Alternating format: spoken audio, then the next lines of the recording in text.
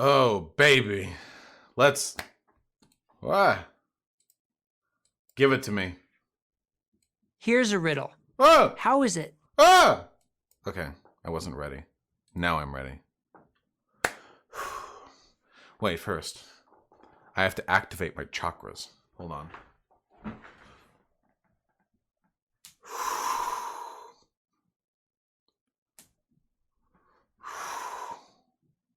All right, my chakras are activated. I have achieved nirvana. I'm ready for Prager University to give me a fucking hernia. Here's a riddle. Oh. How Riddle me this. is it that ever since the government began telling us what to eat, we've gotten fatter and sicker? All right, first off, let's discuss cause. Actually, I think when I was going to say I'm going to try and stay calm during this, but I don't like to make promises I can't keep. Okay, so first off, do we know what the difference is between correlation and causation? Can everyone throw up a hypers in chat?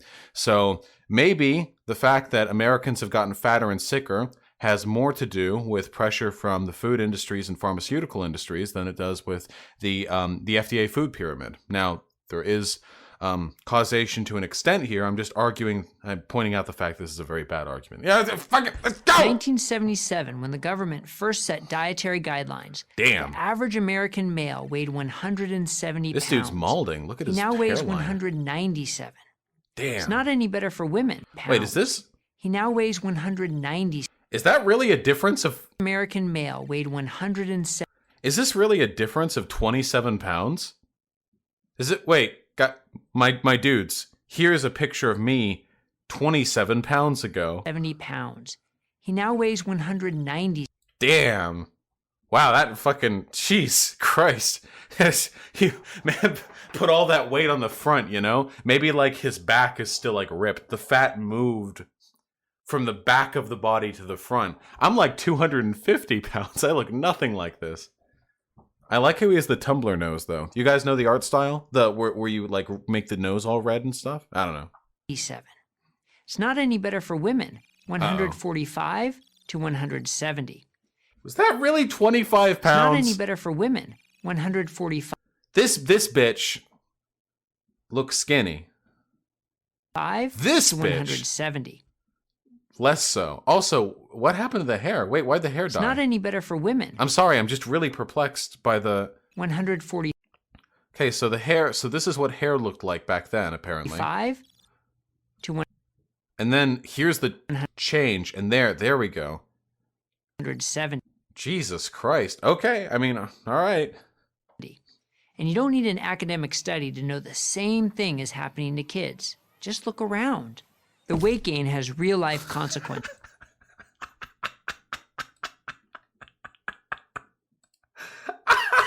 Is happening to kids. Just look around. The weight gain has real-life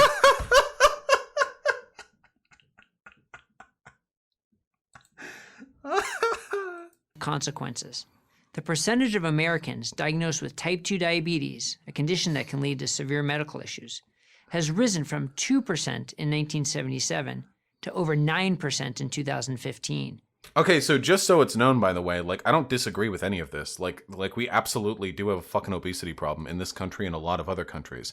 But that's the thing. See, here's something that PragerU is going to have difficulty answering. And by having difficulty answering, I mean they're not going to address it. The rise in obesity for Americans has been paralleled by a rise in obesity for basically every other country that is even remotely similar to ours. Every other developed country. Why is that? Interesting. Because the premise here is that the American government made us fat. So why is it that we have seen astronomical increases in weight, obesity, type 2 diabetes, in countries all across the world, comparable to our own, sometimes even greater percentages, elsewise. But they're blaming America. That's interesting. Not just America, the American government. Please go over how misleading that chart is. Percent in 1977 to over 9% in 2015. I mean, that's a 2% and a 9%. The second bar is indeed 4.5 times as large as the first bar. That seems good to me. In hard numbers, that's 5 million people to over 30 million people. How did this happen? It all started innocently enough in the 1950s when President Dwight Eisenhower had a heart attack while in office. Suddenly, the issue of heart health became a national obsession. Keep in mind, this was an Wasn't he also like really old? era when scientists had harnessed the power of the atom, unlocked the secrets of DNA, and cured once incurable diseases like polio. Why haven't we seen the person who's doing the speaking yet? Normally they have like an opening card and then the person goes, "Hi, I'm a dumb fuck. Hello, listen to my propaganda piece." But this time we haven't actually seen yet. Surely there had to be a scientific solution to heart disease. There was. And a charismatic medical researcher from the University of Minnesota named Ansel Keys had it. Wait, did we already see him? All the PragerU videos blur together for me. Cholesterol, Keys claimed, was the villain of the heart disease story.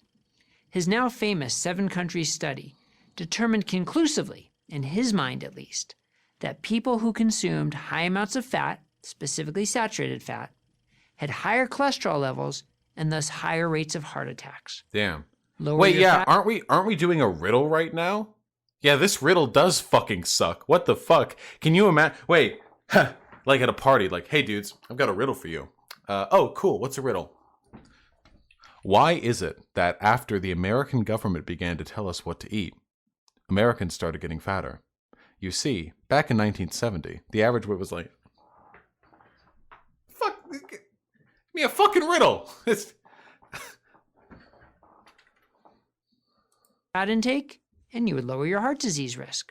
Oh, by the way, I want to point out that I know how this video is going to do it, okay? Because I'm ready. I'm on it. By the way, I want to credit everything that I know to Hyena, because Hyena knows about fat politics more than I do, because she's got like big fucking spoily titties. Big milkers, okay? Listen. So basically, the gist of what happened is the FDA was at the time of the development of the first food pyramid. You guys remember the food pyramid, right? It's triangle, and the bottom is like the bread, and then you've got like meat. I think it's the bread, and then you've got fruit and veggies, meat and dairy, and then sweets, right? You got that? I think it's something like that. I haven't seen it. It's a garbage pyramid. It literally says like you have to eat a truckload of bread every day. The issue is, back when the FDA made that food pyramid, they were being influenced by a variety of sources, mainly from studies and from lobbying done by big food groups and lobbying groups, you know? Now, the issue is, some of those food groups had competing interests. For example, there were food sort of lobbies that worked with fat, like they tend to be like meat or dairy. These are very fatty foods. And there were businesses that would work more in the sugars department, you know? Like for example, bread, because carbohydrate turns to sugar sugar turns to carb, but there's a relationship very strongly between these two things, along with sweets and what have you. And both of these sort of competing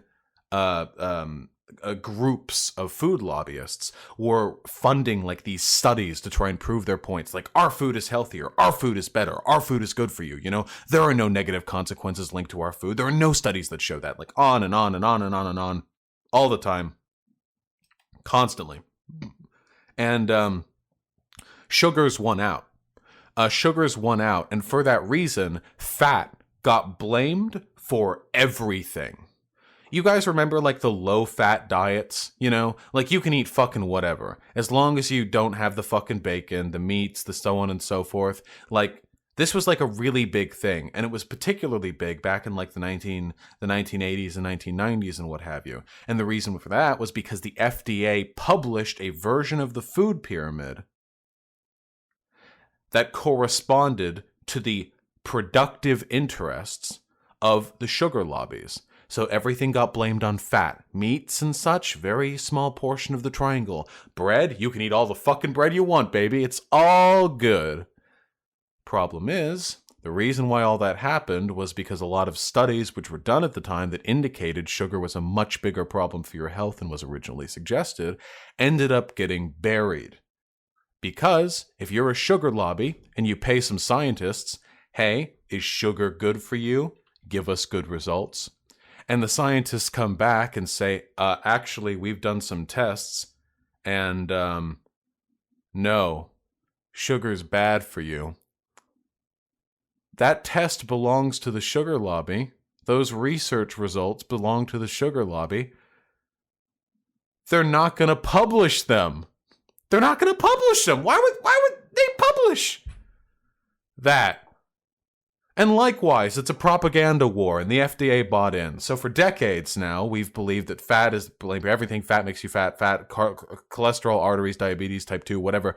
Turns out, we got lied to. Sugar fucks you up way worse. In terms of like what's fucking up your health, it's probably sugar. It's probably sugar. Just throwing that out there. So, what's the story that you want to take from this? Huh? Sorry, did you leave the lighter in here? Did I, what? Did I leave the lighter? You really need to stop leaving weed paraphernalia in here while I'm streaming. I just didn't remember. No. No, I don't see it here. Okay, sorry, I love you. I love you too. It's red. Speaking of fat, them fucking honkers over there. So anyway, what are we taking from this? So there are two ways that you can frame this. You can frame this as the American government is responsible for making people fat, which is to a partial extent true because they collaborated with industries that were lying to get their food sold at the expense of the health of the American citizenry. Or you can make this a story about capitalism, how food lobbies and businesses are incentivized by the market to subvert democracy, to lie, to propagandize, to spread misleading information, and to engage in rent-seeking behavior, to move in on the government and pressure them into doing what it is the business wants. So, which do I blame, the government or capitalism? Well, the American government did publish that food pyramid, but that same problem happened everywhere else in the developed world, where food industries were pushing that exact same bullshit. So it doesn't really seem like it's an American government problem, or at least if it is, it's a problem of governments being susceptible to the influence of businesses. And that is a capitalism problem. Who's this person? Brett Share. I want to look at this person really quickly. I love to know who I'm talking about. Brett Share. Who are we talking about? A diet doctor. Okay, that's good. And a lipidologist. I don't know what that means. That means like a fat doctor, right? Lipids? Certified physician specializing in the prevention of dyslipidemia, cholesterol or other lipid disorders, or related metabolic diseases. Yeah, okay. So it's like it's like a fat doctor, kind of, basically. You know? Like similar. Sort of. I'm not a doctor. Let's see. Can we find a Wikipedia page for this person? I would love to see if they have any interests. They don't have a Wikipedia page? This is a first.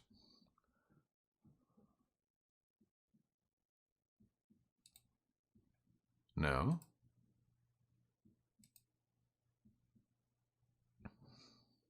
Well, here's the man. I don't see you on Wikipedia. I hope to be the most unique cardiologist you have ever encountered. Sure, I'm a card-carrying, board-certified cardiologist, and I spent years learning the invasive procedures and medications used to treat heart disease. Now I want to do everything in my power to make sure those multi-billion-dollar tools and drugs go unused. Okay, my goal is to inspire individuals like you to dictate your own health by adopting healthy lifestyle habits that will allow you to achieve your best health ever. Health free of prescription drugs. Health that leaves you feeling great, energetic, and living the life you've always dreamed.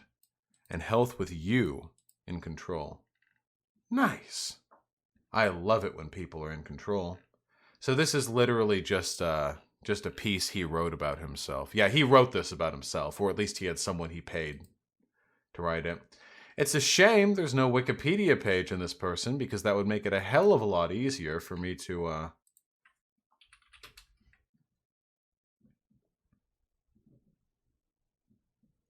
Is this them in San Diego? They have one review.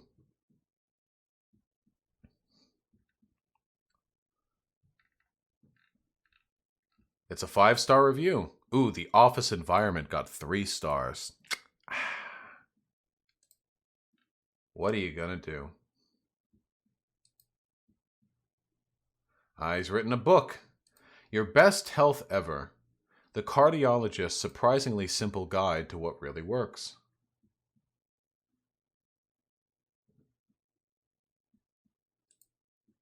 Fascinating.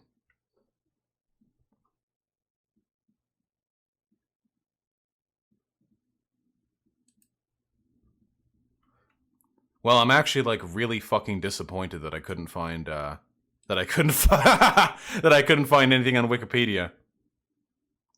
Does it just say, hey, be less fat? Well, that's kind of the thing. This seems like a pop doctor to me, you know? The kind of person, yeah, who would sell like self-help books and empower you to live your best, like that kind of stuff, you know what I mean? But you know what? Let's do it. The ever-confident Keyes spread the gospel. As an influential member of the American Heart I Association, hate his voice, by he the was way. in a very strong position to do so. He sounds like a There was chipmunk in only a cartoon. one problem. Keyes' study was bad science. The sample size was so small, the data collection integrity so shoddy, and the lifestyle variables between the countries he studied so great that his research had no scientific validity. I mean, I agree with all of this, yeah. This was, oh yeah, he does kind of sound like Andy Milonakis. Doesn't he sound a little bit like Andy Milonakis? Hold on.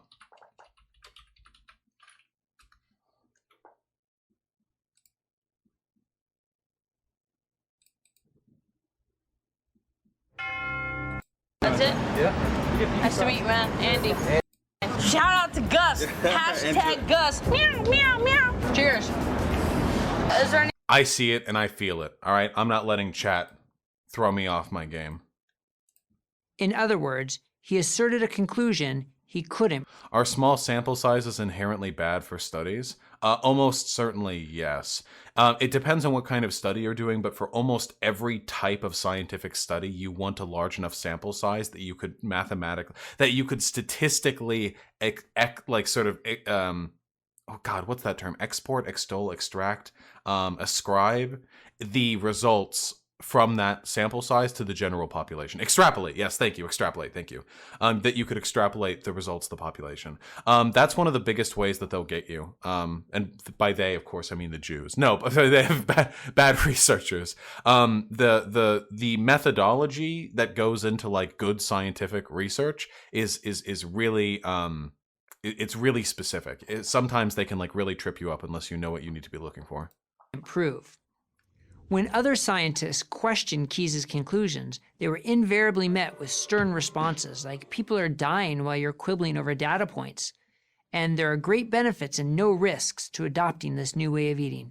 Notice, by the way, that this is all done by corporate. Hold on, what was the name of this person? Let's find out. Medical researcher from the university and a charismatic medical... Surely there had to be a scientific solution to heart disease. There was.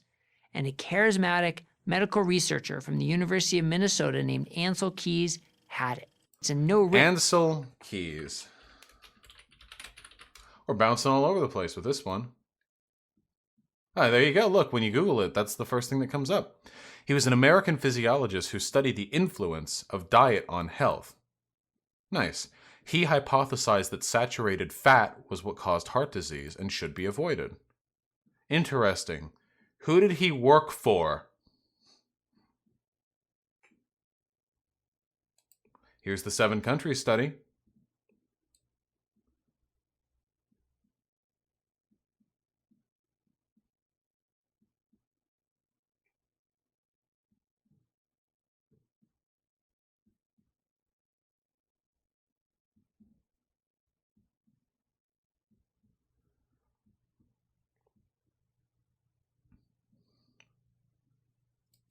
Yeah, I don't see any indication that this person worked for the government. Listen, 1883 to 1961? What do you mean? Yeah, how can this dude talk about fat? This dude wasn't even fat. What a fucking poser. Jesus Christ.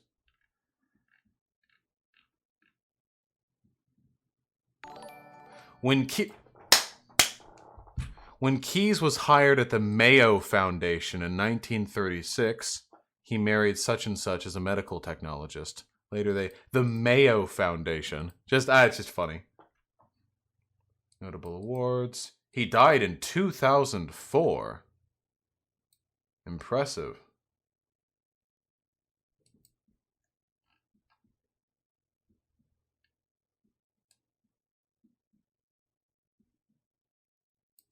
Yeah, and here's him, here's the sugar controversy. The efforts to discredit the case against sugar were largely successful, and by the time of Yudkin's death in 1995, his warnings were, for the most part, no longer being taken seriously. This is actually really interesting stuff, and if you go through it, you can learn how big business and how corporate interests can subvert, like, good, honest medical research. It's actually really good stuff. Or you could just blame the government. Risks to adopting this new way of eating. In 1973, the American Heart Association set the dietary limit on saturated fat at 10%. And in 1977, the U.S. government followed suit. Where did the 10% value come from? What does that even mean? 10% of what? 10% of all food you eat has to be fat? 10% of calorie intake? Ah, gotcha, okay. So like every meal you partition like 10%. That's actually really low. It didn't come from any scientific data. It was merely a government committee's best guess. This was despite contrary evidence like the 1957 Western Electric Company employee study, showing no difference in heart attacks in those who ate more or less saturated fat. From 18 years ago. A longer-term study of the same Western Electric subjects in 1981 reached the same conclusion. But again, no one wanted to hear it. It's not that nobody wanted to hear it. There were arguments being made in favor of sugar being a larger problem. The issue was, again, there were a fuck ton of businesses that would have lost a fuck lot of money if the United States government had come out and said, "Hey guys, by the way, sugar is like catastrophic for your health." To make this all easier to understand and to spread the message to schools. Notice, by the way, that he is yet to make the... Oh my god, he's fucking coming for me. Holy shit, look at him. He's about to fucking mock me. Notice how no argument has yet been made, like making the government in any way, shape, or form responsible for this. Just because the government like changes a policy based on private research, like that's not in and of itself an argument against the government. That private research would have been disseminated anyway. The food pyramid was created. That's the chart you first saw in 3rd or 4th grade, with all the supposedly good foods at the bottom, meaning eat a lot of those, pasta, and the bad foods at the top. Wait, it's the bitch from before. They're reusing art assets. Look at this. They're reusing the art assets. Unforgivable. Unforgivable. Shameless. Eat those ones sparingly. What our kids are fed in school, what our military troops are fed on bases, what sick people are fed in hospitals, what crops we plant, and how we raise our cattle are all predicated on this deceptive nutritional concept. Again, I don't disagree with any of this. Do you know what I think this is? I think this is, I think what this was is, my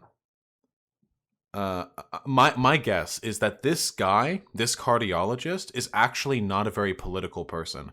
I don't think this person is actually a, like that, like right-leaning at all. Or maybe he is, but not like PragerU or anything. I think he's a cardiologist who's big on this, this like the fat lie, you know, and that's obviously like his job because he's a cardiologist. And PragerU was looking for another opportunity to dunk on the government, so they brought this guy in and they were like, "Hey, just talk about your shit. You know, here's the script or whatever. Write it up. We'll collaborate on it. You know, just like recognize, like, hey, this is kind of like the FDA fucking up, you know, right?" And like the guy says yes or whatever. You did read he's against prescription medicine, right? Well, to be fair, the pharmaceutical industry is pretty fucked. Ideally, you do want people to be healthy without the help of pharmaceutical medications. Now, I'm not saying this guy isn't a grifter or isn't a piece of shit. I'm saying this probably is like more of an apolitical dude who's just trying to make money off selling a message, who just like got this platform from PragerU because PragerU wanted to hear him talk about the government. You know what I mean? As Americans ate less Don't saturated open your fat, mouth at me. margarine instead of butter, processed oils like corn oil instead of olive oil, low-fat milk, low-fat yogurt, and so on, they also started to eat more heart-healthy grains, exactly what the food pyramid and the updated version called MyPlate advise you to do. As the consumption of sat and the what is updated that? version called MyPlate advise. Dude, it's not happening. Okay? Listen. I don't know about you guys, okay? But here's my plate. Day after day. This is what I live with, okay?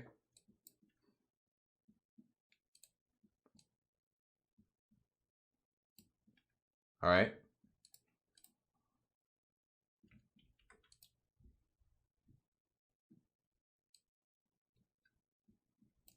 We're making it look nice and pretty, folks. This is my life. Okay, listen. The reason why this is shaped like this is because it's shaped like a to-go box, okay? I don't want to hear any fucking shit from you bitch babies. From you fucking bitch ass, cuck, fuck, bitch boy, baby, cuck, bitch babies. Okay? Here's my shit, alright? Here's how I fill it up. First, we get the protein. Okay? This is like chicken or beef, but mostly chicken. Then we get the protein. Okay? So far, so good. And then, usually, a little bit of the protein spills out because I get a lot. All right? Then I get that. And then, over here, we get the rice from Panda Express. And we also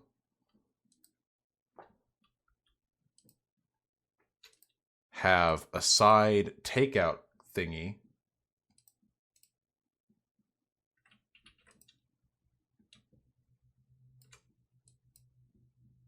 right here with the important food ingredient, the wontons. Okay? And then, after that, we have a bowl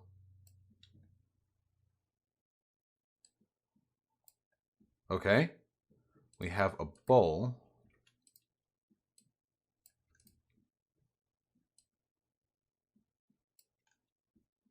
right here. And the bowl is usually evenly split between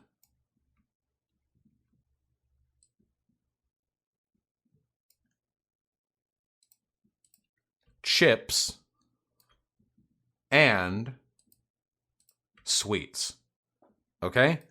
This is a quality meal. Usually it'll be a combination of like pretzels and M&Ms. And this is a good, solid meal, okay? Listen, I get my protein. All right? It tastes good. And this is one meal. Why the fuck are the sweets and chips together? To mix savory and salty. I mean, savory and sweet. There are no actual differences between food types. There is only savory and sweet. Okay? That's the only thing that really matters. So, and then sometimes you have unique mixtures. Okay? That's the good shit right there. So, for example, the meats are a combination of savory and sweet because they usually have orange chicken sauce. The rice is just savory because I pour soy sauce over it. And then over here, the wontons are usually just sweet because I smother them in so much sweet and sour sauce that I can't taste the cream cheese. Or the crab rangoons, I'm sorry. And then here, to balance out the rest of the meal, we have a mixture of savory and sweet.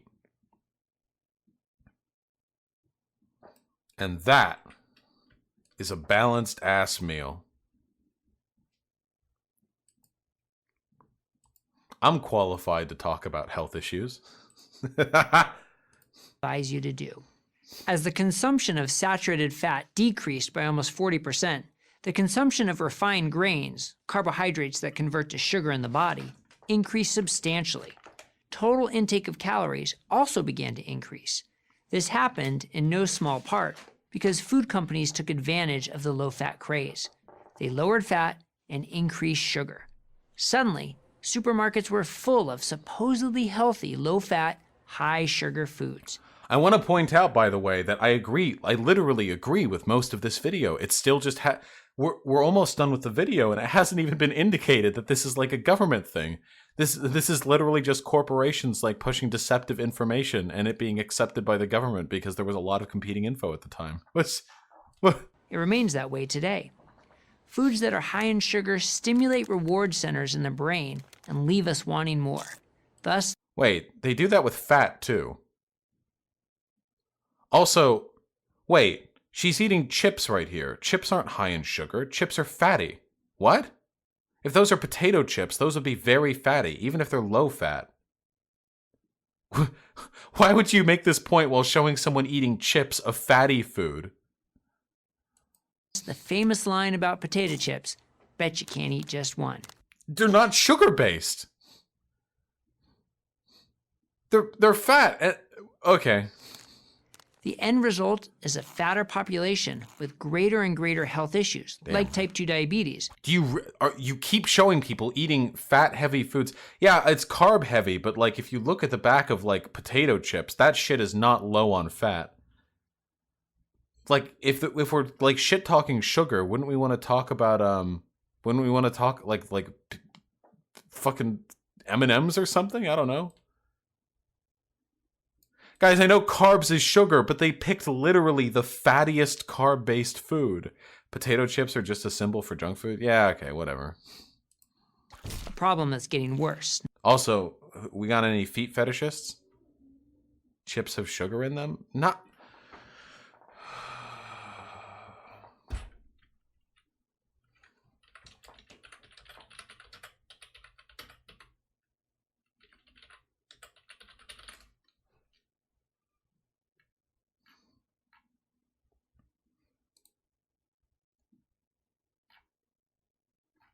Where is it? Where do I find it? Where's the fucking thing? Here. Lay's potato chips, okay? Sugar, 0 grams! Total fat, 10 grams. Damn! Wow. Potato chips are... Yeah, I fucking know carbs are fucking sugar! You stupid piece... Listen, we're all calm here. You stupid pieces of shit. However, if you're going to demonstrate that sugar is addictive, you probably don't want to do it through the consumption of a admittedly carb-based but nonetheless extremely fatty treat. Like, this is like the fattiest fucking carb-based snack you could possibly have. Pringles? Who the fuck cares about Pringles? The site can't even be reached. Not even the site cares about Pringles.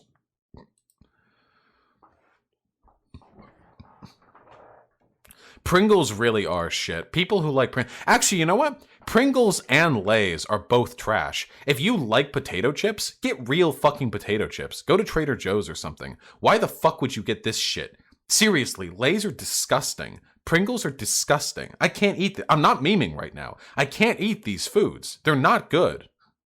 All right, can we actually fucking focus? Not better. How do we get ourselves out of this spiral? There are many answers. For some, it's a low-carb, high-fat diet. For others, it's a Mediterranean diet. For some, it's vegetarianism. For others, it might be something else. You need to Where's the rep for my vegan gang rise up? Find the best solution for you. And that's really the point.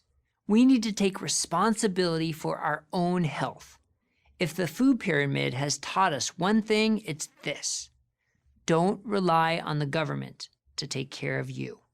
Okay, That was the line that PragerU wrote in. Literally, this entire video was just him talking about how sugars are worse for you than fats or whatever, and that you were lied to. All of which is true. And then PragerU was like, okay, you have to do all of that, but at the end, you have to finish with this line. I'm Dr. Brett Scher, cardiologist for Prager University. Not intended to substitute the consultation, diagnosis, or medical treatment of your own physician or healthcare provider. Okay, that was like, as PragerU videos go, that one was pretty fucking tolerable. It was incredibly reductive as always, but you know, but still, is PragerU actually university? No, of course it's not. But yeah, good meme. Yeah, I thought it'd be more fat phobic too. It'd be like, yeah, disgusting. But no, guys, like for real though, like it's true. Like fat's better for you. It's like it's fine, you know. Trans fat's not good, but like fat's fine. And sugar's pretty fucking bad for you, you know. Fat is present in most every food that we eat, after all. Especially like honestly, I kind of listen. I'm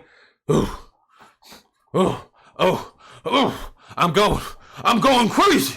I'm returning to my primitive roots. All right, so if you want to look at what's like healthy for humans, you kind of have to tie it back to what we were designed to eat, like paleo gang shit. Yeah, absolutely, okay? We would eat meats and we would forage, okay? Meat is high in fat, obviously. It's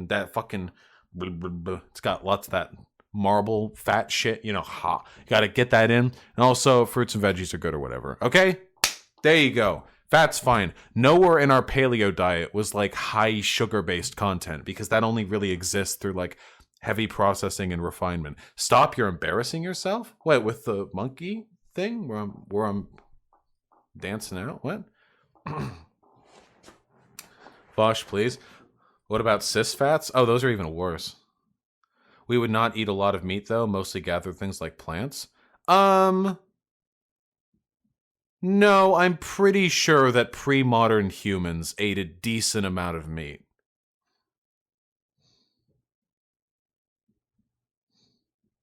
Yeah. We ate a lot of fruits and vegetables. No, not as much as now, but nowadays we have like fucking 3 burgers a day. Whatever. Oh, wait, Silas. Yeah, maybe. Probably not now, because this is dumb shit. All right.